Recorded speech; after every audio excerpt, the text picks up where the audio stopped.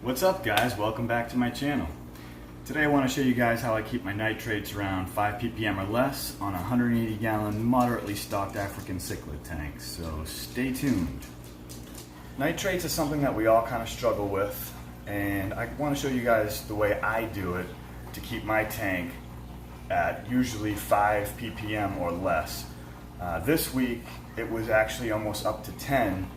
So today what I'm going to do is I'll be doing a 50% water change, waiting 24 hours, and then do another 50% water change. I'm also going to change out the filter floss in my API. I showed you guys how I do the fluval. I did that last week. Now this week I'll be doing the API. 10 ppm is nothing to worry about at all. I just don't like any nitrates, just because if I had to go away or for whatever reason, you know, having less nitrates to me is much better.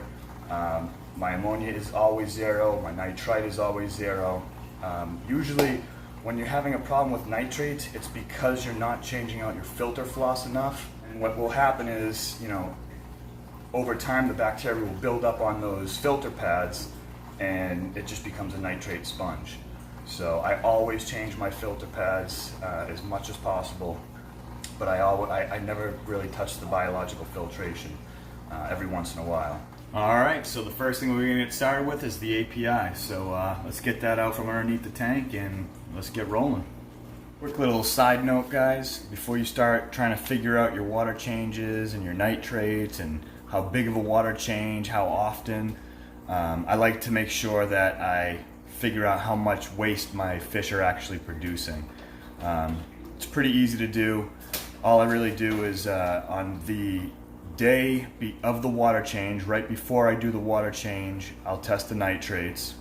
I'll test them right after the water change as well. And then I'll wait about 3 days, 3.5 days, almost 4 days even, you could probably go 4 days, and then test the water again.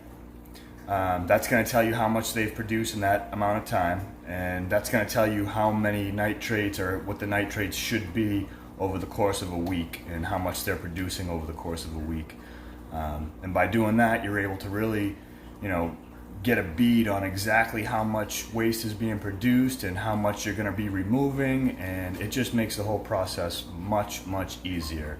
So that's the way I do it, and it's been tried and true, and it works really well for me, so give it a try.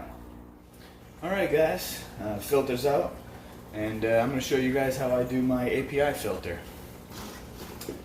So, start by getting the lid off. I always set it in a bucket because that thing leaks like crazy if you set it anywhere else. Baskets.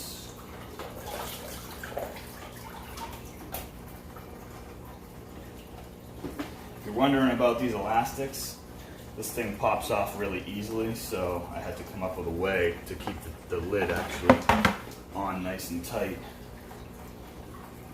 Works pretty well. Now when I'm taking these baskets out, I kind of, you know, bounce them around in the water a little bit to get rid of any excess detritus that could be on them. Same with the top.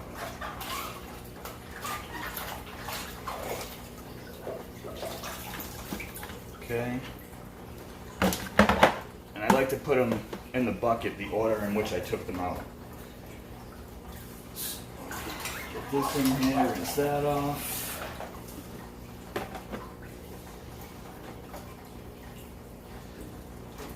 Okay, and this is the most important part for me, is the filter floss. So here's why I say it's so important to change this filter floss so often. This is only 3 weeks. This is only 3 weeks of being in the system. That is nasty. That is just straight nitrates. This is gonna absolutely spike your tank. So it's gotta go. The other thing I do is, these are actually foam sponges, and there's a coarse one and a fine one. And I'll just kind of squeeze these out inside the dirty water. And the reason why I do that again is to keep some bacteria on it. These are mostly for mechanical filtration, but they do house biological bacteria. So it's definitely good to clean them out, get the excess organics out of them while leaving some of the bacteria still on them. And yeah, a lot of it's going to die off. However, they're seeded already, so it doesn't take that long for them to get up and running again.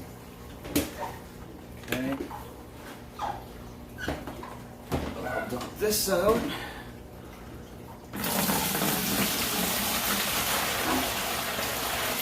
And I'll end up using this water on the plants I have outside. They absolutely love this stuff. Sometimes pour a little bit back in.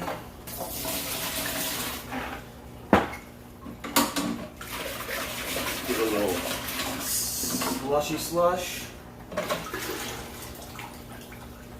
Okay.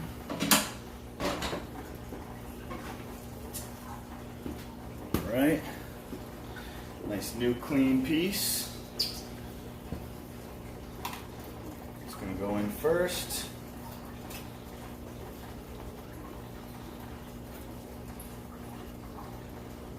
Followed by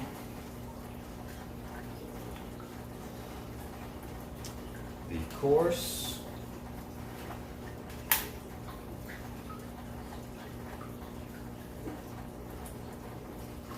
and then the fine.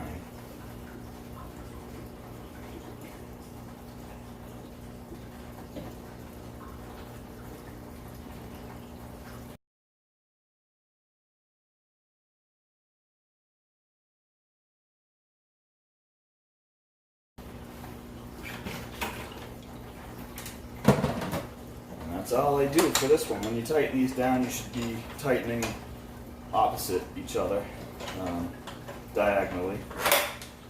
Tighten those down, tighten those down. And that's all there is to the API. So I'm going to get this under the tank, and then we'll start our water change. Alright, filter's back under the tank.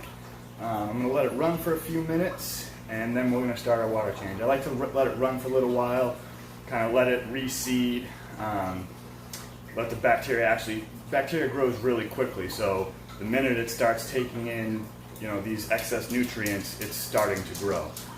So I'll let it run for a little while, maybe, I don't know, a good 20 minutes, half hour, and then I'll start my water change. So I'll see you guys in about a half hour. Alright guys, we're back. We are ready for this water change. First thing we're going to do is, basically on this water change, I focus on my sand and making sure that the bottom is completely rid of organics. So I'm going to go in there, suck out all the sand, kind of toss it up, move it around. I'm also going to take this sponge filter I have in here that you can't really see, but I have a large sponge filter in the back. I'm going to take that out, give it a quick squeeze in dirty tank water, set it back in there. I'm only going to do that one. I do my sponges once every 3 weeks. I'll squeeze them out, just a light squeeze, and set them back in there. Today's water change is mostly going to be for stirring up the sand, because I'm not sure if you know this, but if you have sand in the bottom of your tank, you don't want any anaerobic spots, with fish like African cichlids, because they'll dig it up and they can release that gas into the tank and literally kill all your fish. So I make it a priority to make sure I have the bottom completely gravel backed, and then I'll do a quick stir up between all the rocks and everything, stir everything up, re-vacuum it, and then wait 24 hours. And on the water change I do tomorrow, it's only going to be just water. I won't be gravel vacuuming anything, and the reason is because there's actually a lot of beneficial bacteria all over the sand and rock, and when you disturb it, it basically has to reset itself. So by just doing a water change and not disturbing anything else, I'm letting that bacteria over the course of 24 hours find its place and get settled back in. So This is how I do it. It doesn't mean it's the right way. It's just the way that I've been able to keep my nitrates under control. Like I said, it's actually been 8 months since I've done a back-to-back 50% water change. So it takes 8 months in order for my tank to get close to 10 ppm.